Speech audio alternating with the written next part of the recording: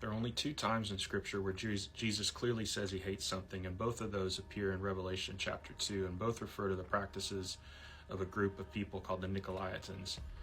And what it says in Revelation 2:6, Jesus says, "But you have this in your favor, you hate the practices of the Nicolaitans, which I also hate."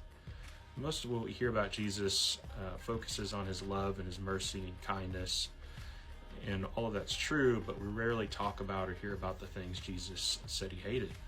So who were the Nicolaitans, and what were their practices that Jesus hated so much? The Nicolaitans were a sect of so-called Christians who tried to live with one foot in and one foot out. They claimed to follow the gospel, but they embraced the culture of the world.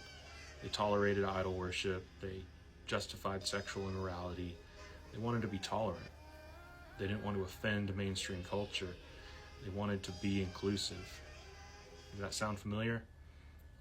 They taught that God's grace covered everything, so nothing needed to change. You could just continue living the ways of the world.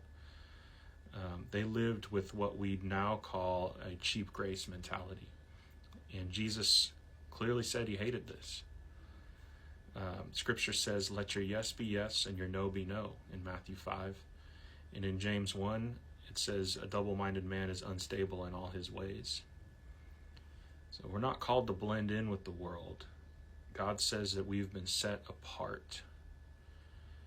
You can't add Jesus, you can't add the gospel to your life like an accessory and choose the things that you like and ignore the things that you don't.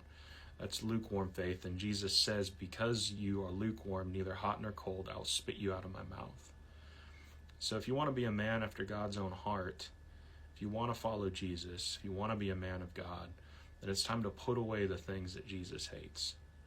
Tear down the idols, refuse to compromise with the world, and reject the lie that you can keep living and sinning just because grace exists.